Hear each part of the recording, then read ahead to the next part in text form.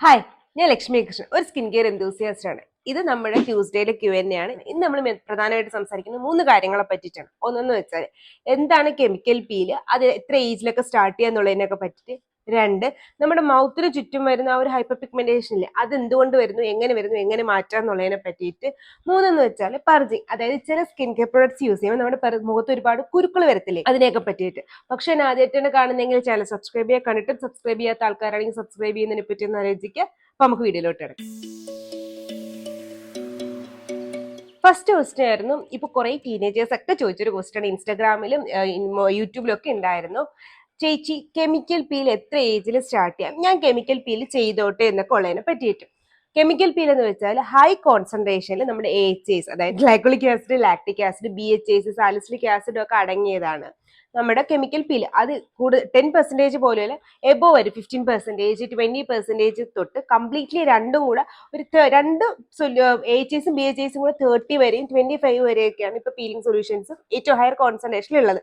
ഇത് നല്ലതാണ് കാരണം നമ്മുടെ ഡെഡ് സ്കിന്നിന്, നമ്മുടെ സ്കിന്നിന് പുറത്തുള്ള നമ്മൾ സ്കിൻ അല്ല, സ്കിൻ ഷെഡ് ആവാനുള്ള സ്കിൻ, ചിലപ്പോൾ ഷെഡ് ആവാതെ പുറത്തിരിക്കുന്ന സ്കിന്നിൽ അതിനെ റിമൂവ് ചെയ്യാനും നമ്മുടെ സ്കിന്നിന് ഒരു ഗ്ലോ തരാനും, മാത്രമല്ല നിങ്ങൾക്ക് ഹൈപ്പർ പിഗ്മെന്റേഷൻ ഉണ്ടെങ്കിൽ അതൊക്കെ ഒന്ന് കൺട്രോൾ ചെയ്യാനും, പിന്നെ വൈറ്റ് ഹെഡ്സ് ബ്ലാക്ക് ഹെഡ്സിനെയൊക്കെ മാറ്റാനും ഒക്കെ കെമിക്കൽ പീൽ നല്ലതാണ്. പക്ഷെ പ്രശ്നം എന്താണെന്ന് വെച്ചാൽ ഇത് സ്റ്റാർട്ട് ചെയ്യേണ്ട ഏജിലാണ്. നിങ്ങൾക്ക് ഒരു 24 വയസ്സിന് മുകളിലോട്ടൊക്കെ ആണെങ്കിൽ, അതായത് നമ്മുടെ കൊളാജൻ പ്രൊഡക്ഷൻ ബ്രേക്ക് ഡൗൺ ആവും, അതായത് താന്ന് വരും, മാത്രമല്ല നമ്മുടെ സ്കിൻ ഒന്ന് കുറച്ചുകൂടി മെച്ചുവേർഡ് ആവും. ഇത്ര ഹയർ കോൺസെൻട്രേഷൻ നമ്മുടെ സ്കിന്നിലോട്ട് ഏറ്റെടുക്കാനൊക്കെ ഒന്ന് തയ്യാറാവുന്ന സമയമാണ് ഒരു 24 ഏജിന് മുകളിലോട്ടുള്ളത്.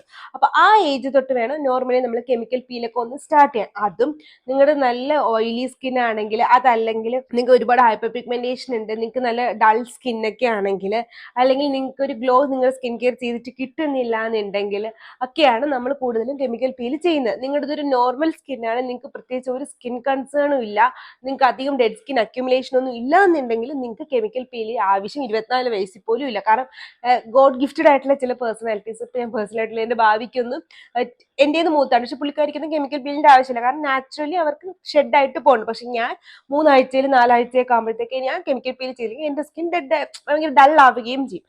മാത്രമല്ല ഒരുപാട് ടാനിങ് ഉള്ള ആൾക്കാർക്ക്, മെലാസ്മ ഉള്ള ആൾക്കാർക്കൊക്കെയാണ് കെമിക്കൽ പീൽ ഏറ്റവും നല്ലത്. അപ്പൊ നമ്മൾ ആവശ്യമുണ്ടെങ്കിൽ ചെയ്യാനുള്ള ഒരു ക്യൂരിയോസിറ്റി വെച്ചിട്ട് ചെയ്യരുത്. നിങ്ങൾക്ക് ആവശ്യമുണ്ടെങ്കിൽ ഇത് 24 വയസ്സിന് മുകളിൽ ഞാൻ ഈ പറഞ്ഞ കണ്ടീഷനിൽ അണ്ടറിലൊക്കെ ആണെങ്കിൽ നിങ്ങൾക്ക് കെമിക്കൽ പീൽ ചെയ്യാം.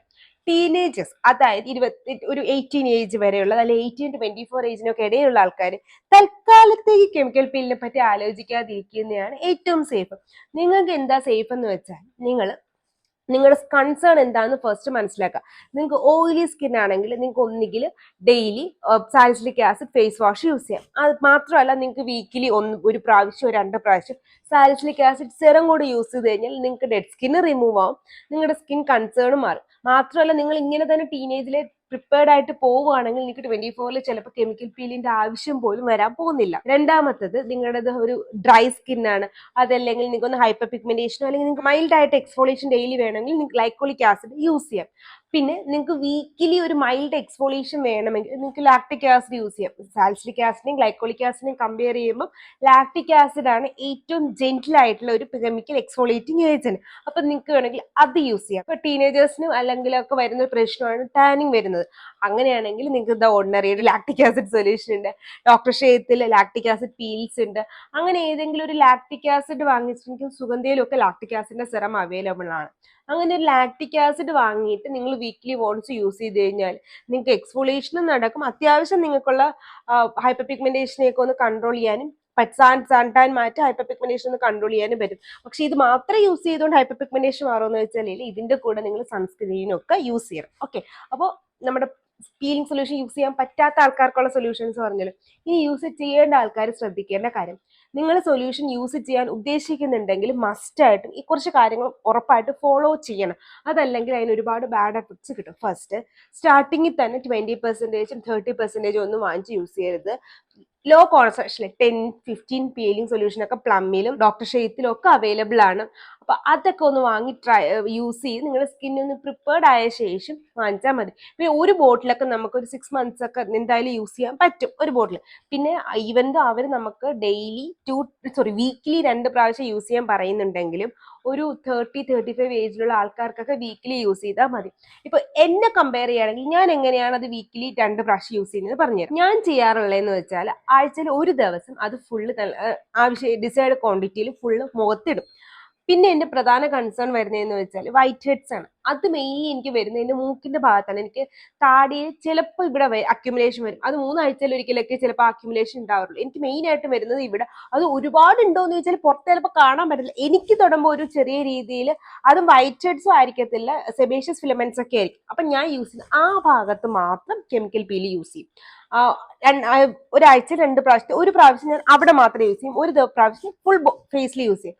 അങ്ങനെയാണ് ഞാൻ വീക്കിലി 2 പ്രാവശ്യം യൂസ് ചെയ്യുന്നത്. അപ്പൊ നിങ്ങൾക്ക് കൺസേൺ എന്താണോ അല്ലെങ്കിൽ എവിടെയാണോ കൺസേൺ അവിടെ മാത്രം ഒരു സ്പോട്ട് ട്രീറ്റ്മെന്റ് കണക്ക് വീക്കിലി 2 പ്രാവശ്യം യൂസ് ചെയ്യും. അല്ല ഫുൾ ഫേസിൽ വീക്കിലി 2 വീക്കിൽ ഒരു പ്രാവശ്യമോ 2 പ്രാവശ്യത്തിൽ ഒരിക്കൽ മാത്രം യൂസ് ചെയ്യുന്നതാണ് ഏറ്റവും ബെസ്റ്റ് വേ. ആഴ്ചയിൽ എത്ര തവണ യൂസ് ചെയ്യണമെന്ന് മനസ്സിലായല്ലോ. അതായത് ചുരുക്കി പറഞ്ഞാൽ മന്ത്ലി 2 പ്രാവശ്യം മാത്രം കെമിക്കൽ പീൽ നമ്മൾ യൂസ് ചെയ്താൽ മതി. പിന്നെ യൂസ് ചെയ്യുന്ന ദിവസത്തിന്റെ രാത്രി മാത്രമേ ഇത് യൂസ് ചെയ്യാലൂ, മോർണിംഗിൽ യൂസ് ചെയ്യരുത്, നൈറ്റ് മാത്രമേ യൂസ് ചെയ്യാൻ പാടുള്ളൂ. പിന്നെ പിറ്റേ ദിവസം next day maximum time indoor spend ചെയ്യാനായിട്ട് ശ്രദ്ധിക്കുക. അതായത് ഒരുപാട് സൺലൈറ്റിന്റെ അടുത്തൊന്നും പോവാതെ ഇൻഡോറിൽ തന്നെ സ്പെൻഡ് ചെയ്യാനായിട്ട് ശ്രദ്ധിക്കുക. അടുത്ത നിങ്ങൾ ശ്രദ്ധിക്കേണ്ടത് പീലിങ്ങിന് ശേഷം ശ്രദ്ധിക്കേണ്ട കാര്യങ്ങളാണ്. സ്കിന്നിന് എത്രത്തോളം ഹൈഡ്രേഷൻ കൊടുക്കാൻ പറ്റുമോ അത്രത്തോളം ഹൈഡ്രേഷൻ കൊടുക്കുക. ബിക്കോസ് നമ്മളൊരു ഹയർ കോൺസെൻട്രേഷൻ HA BHA നമ്മുടെ ഫേസിലോട്ട് കൊടുത്തേക്കാണ്. ഡെഫിനറ്റ്ലി നമ്മുടെ സ്കിന്ന് ഒന്ന് ഡ്രൈ ആവാനുള്ള ചാൻസ് കൂടുതലാണ്. അതുകൊണ്ട് തന്നെ പിന്നെ സ്കിൻ ഡ്രൈയിങ് ഏജൻസ് ഒന്നും യൂസ് ചെയ്യരുത്. അതായത് വിറ്റാമിൻ സി, റെറ്റിനോളും, പിന്നെ ഈ സാലിസിലിക് ആസിഡിന്റെ ഒക്കെ ഓൾറെഡി സാലിസിലിക് ആസിഡ് യൂസ് ചെയ്തിട്ടുണ്ട് ഹയർ കോൺസെൻട്രേഷൻ. വീണ്ടും കൂടുതൽ സാലിസിലിക് ആസിഡോ ഗ്ലൈക്കോളിക് ആസിഡോ ലാക്ടിക് ആസിഡോ ഒന്നും യൂസ് ചെയ്യേണ്ട ആവശ്യമില്ല. അന്ന് നിങ്ങൾ മെയിൻ ആയിട്ട് ഹൈഡ്രേഷനിൽ ശ്രദ്ധിക്കുക. നിയാസിനമൈഡ് ടോണറോ അല്ലെങ്കിൽ കോസ്റൈൻസ്, സ്നെയിൽ മ്യൂസിനോ മോയിസ്ചറൈസറോ നിങ്ങളുടെ ഫേഷ്യൽ ഓയിൽസോ അങ്ങനെയുള്ളതിൽ മാത്രം ശ്രദ്ധിക്കുക. വേണമെങ്കിൽ കോജിക് ആസിഡ് യൂസ് ചെയ്യും, അത് വേണമെങ്കിലും മതി. ഞാൻ അന്നത്തെ ദിവസം ഒന്നും ഒള്ളി ഹൈഡ്രേഷൻ ലൈക്ക് നിയാസിനമൈഡും ഒരു ആക്റ്റീവ് യൂസ് ചെയ്യുന്നുണ്ടെങ്കിൽ ഞാൻ നിയാസിനമൈഡ് മാത്രമേ യൂസ് ചെയ്യാറുള്ളൂ. പിന്നെ ഫുൾ എൻ്റെ ഹൈഡ്രേറ്റിംഗ് സാധനങ്ങളായിരിക്കും ഞാൻ യൂസ് ചെയ്യുന്നത്. എൻ്റെ മോയിസ്ചറൈസർ, എൻ്റെ ലെനേജിന്റെ ടോണർ, എൻ്റെ കോസ്റെക്സിന്റെ സ്നെയിൽ മ്യൂസിൻ, പിന്നെ എൻ്റെ ഫേഷ്യൽ ഓയിൽ, ഈ 4 സാധനം മാത്രമേ യൂസ് ചെയ്യാറുള്ളൂ. അതുകൊണ്ട് തന്നെ വേറെ ഒരു ആക്റ്റീവ്സ് യൂസ് ചെയ്തിട്ട് നെക്സ്റ്റ് ഡേ വേണമെങ്കിൽ നിങ്ങൾക്ക് വിറ്റാമിൻ സി സെറം നിങ്ങൾ യൂസ് ചെയ്യുന്ന ആൾക്കാരാണെങ്കിൽ നിങ്ങൾ നിങ്ങളുടെ ആക്റ്റീവ്സ് സ്റ്റാർട്ട് ചെയ്ത് തുടങ്ങിക്കോ, കുഴപ്പമില്ല. അപ്പൊ അങ്ങനെ യൂസ് ചെയ്യാം. പിന്നെ ഇത് യൂസ് ചെയ്ത് 2 ദിവസത്തിൽ പിന്നെ നിങ്ങൾ ഷേവ് ചെയ്യാൻ പാടില്ല. ഇതിന് ശേഷം 2 ദിവസം ശേഷം ഷേവ് ചെയ്യേണ്ട, ഇതിന് 2 ദിവസം മുന്നും ഷേവ് ചെയ്യേണ്ട. ഷേവിങ്ങും കെമിക്കൽ പീലിങ്ങും തമ്മിൽ മിനിമം ഒരു 3 to 4 days ഗ്യാപ്പ് കൊടുക്കുന്നത് നല്ലതാണ്. ഇത് ഞാൻ പറയാൻ കാരണം ഞാൻ സ്കിൻ സൈക്ലിങ്ങിന്റെ വീഡിയോയിൽ പറഞ്ഞില്ലേ, അപ്പൊ അവിടെ നിങ്ങൾ ശ്രദ്ധിക്കാൻ വേണ്ടിയിട്ടാണ് ഞാനിത് പറഞ്ഞത്. സോ കാരണം രണ്ടും ഓരോ ടൈപ്പ് എക്സ്ഫോളിയേഷൻ, അപ്പൊ നിങ്ങൾ ഭയങ്കരമായിട്ട് എക്സ്ഫോളിയേഷൻ അടുത്തടുത്ത് ചെയ്യും. അതുകൊണ്ടാണ് സ്കിൻ ബാരിയർ ഡാമേജ് ആവാതെ നമ്മൾ ഇത് ചെയ്യാനായിട്ട് ഇങ്ങനെ ഒരു ഇത് കൊടുക്കണം. ഞാൻ ബേസിക്കലി പറയും, നിങ്ങൾ ഷേവ് ചെയ്തൊരു ഫസ്റ്റ് നിങ്ങൾ സ്കിൻ സൈക്ലിങ്ങിൽ ഫസ്റ്റ് നിങ്ങൾ ഷേവ് ചെയ്യുക, ഒരു 4 ദിവസത്തെ ഗ്യാപ്പ് കൊടുത്തിട്ട് പീൽ ചെയ്യുക. അതാണ് ഏറ്റവും ബെസ്റ്റ് വേ. അങ്ങനെ ആകുമ്പോഴത്തേക്ക് നിങ്ങളുടെ സ്കിന്നൊന്നും സെറ്റ് ആവും. അപ്പൊ എനിക്കറിയാം, അപ്പൊ നിങ്ങൾ പിന്നെ 3 ദിവസത്തിന്റെ ഗ്യാപ്പിൽ വീണ്ടും നമ്മൾ ഷേവ് ചെയ്യേണ്ടി വരും. അപ്പൊ അതൊരു ബെസ്റ്റ് വേ ആണ് നിങ്ങളുടെ സ്കിന്നിൽ. അപ്പൊ അങ്ങനെ ഒന്ന് ചെയ്തു കഴിഞ്ഞാൽ നമുക്ക് സ്കിൻ ബാരിയർ ഡാമേജ് ഇല്ലാണ്ട് കെമിക്കൽ പീൽ ചെയ്യാനായിട്ട് പറ്റും. അപ്പോൾ കെമിക്കൽ പീൽ ഏത് ഏജ് സ്റ്റാർട്ട് ചെയ്യണമെന്ന് മനസ്സിലായി, എങ്ങനെ ചെയ്യണമെന്ന് മനസ്സിലായി, ഷേവിങ് കെമിക്കൽ പീലും കൂടെ എങ്ങനെ ഇൻകോപ്പറേറ്റ് ചെയ്യണമെന്നൊക്കെ മനസ്സിലായല്ലോ. ഇനി നമുക്ക് നെക്സ്റ്റ് ക്വസ്റ്റ്യനിലോട്ട് പോകാം. രണ്ടാമത്തെ ക്വസ്റ്റ്യൻ ആയിരുന്നു നമ്മുടെ മൗത്തിന് ചുറ്റും വരുന്ന ആ ഒരു ബ്രൗൺ പാട് മാറ്റാനായിട്ട് എന്തൊക്കെയാണ് സൊല്യൂഷൻസ് എന്ന് ചോദിച്ചിട്ട്. അത് നമുക്ക് ഫസ്റ്റ് മനസ്സിലാക്കേണ്ടത് സൊല്യൂഷൻസ് ഉണ്ട്, ഇല്ല എന്നല്ല, പക്ഷെ അത് വേറെ പല കാര്യമായിരിക്കും, റീസൺസ് കാരണമായിരിക്കും നമുക്ക് ആ ഒരു ബ്രൗൺ സ്പോട്ട് വരുന്നത്.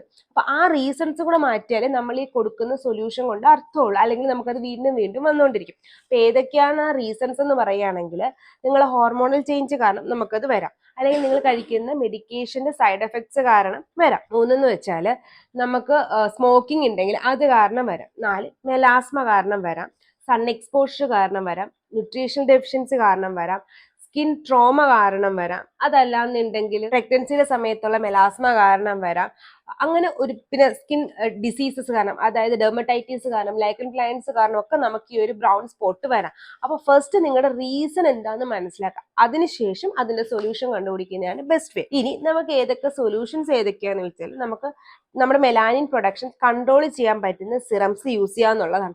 അതിന് യൂസ് ചെയ്യാൻ പറ്റുന്ന കുറച്ച് സിറംസ് ഏതൊക്കെയാന്ന് വെച്ചാൽ, കോജിക് ആസിഡ് അതിന് വേണ്ടി ഹെൽപ്പ് ചെയ്യും.